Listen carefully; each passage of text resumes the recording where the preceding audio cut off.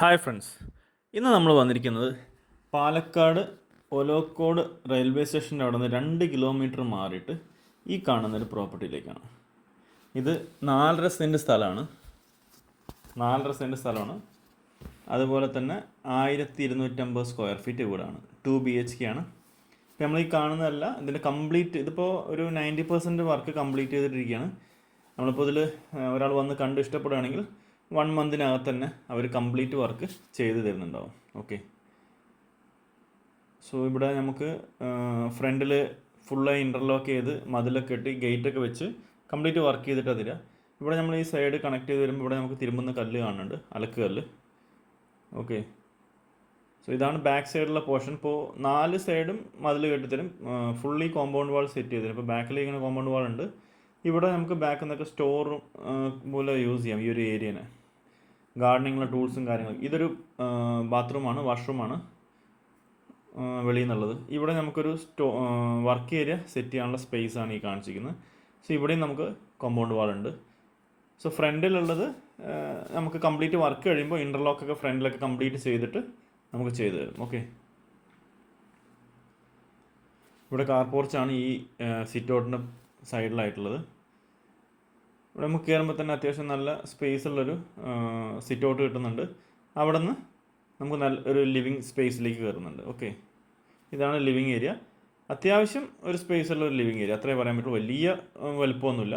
ഇവിടെ നമുക്കൊരു dining space, എല്ലാത്തിലും LED ലൈറ്റ്സിൻ്റെ ഇതൊക്കെ കൊടുത്തിട്ടുണ്ട്. കംപ്ലീറ്റ് വർക്ക് നമുക്ക് ഫിനിഷ് ചെയ്ത് തരും കേട്ടോ. ഇതിപ്പോൾ ഒരു 90% വർക്കിലേ ഉള്ളൂ. ഇവിടെ നമുക്കൊരു പ്രെയർ റൂം അടുത്ത് വരുന്നുണ്ട്. ഇവിടെ തന്നെ വാഷിംഗ് മെഷീനൊക്കെ വെക്കാനുള്ള സ്ഥലം അതിൻ്റെ തൊട്ടടുത്ത് അപ്പുറത്ത് കാണുന്നത് പ്രെയർ റൂമാണ്. അത്യാവശ്യം സ്പേസുള്ള നല്ലൊരു പ്രെയർ റൂം. പിന്നെ സ്റ്റെയർ കേസ് റൂം നമ്മൾ കണ്ടു. ഇത് നമുക്കൊരു ബെഡ്റൂം. ഓക്കെ, ഇവിടെ നമുക്ക് കബോർഡിൻ്റെ വർക്ക് ചെയ്തിട്ടുണ്ട്. ഇതിൻ്റെ നമുക്ക് അവർ കംപ്ലീറ്റ് ചെയ്ത് തരുമ്പോൾ നമുക്ക് ഡോറൊക്കെ നമുക്ക് വെക്കേണ്ടി വരും കേട്ടോ. അലുമിനിയം ഫാബ്രിക്കേഷനോ ബാക്കി എന്തെങ്കിലും കാര്യം നമ്മൾ ചെയ്യേണ്ടി വരും.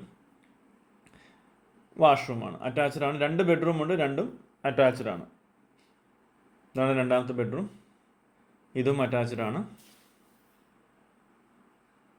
നമുക്കിത് ജൈനമേഡ് എന്ന് പറയുന്ന ലൊക്കേഷൻ്റെ അടുത്താണ്, ESI ഹോസ്പിറ്റലിലേക്ക് അടുത്തായിട്ട് നമുക്ക് ഈ പ്രോപ്പർട്ടി വരും. ഓക്കെ,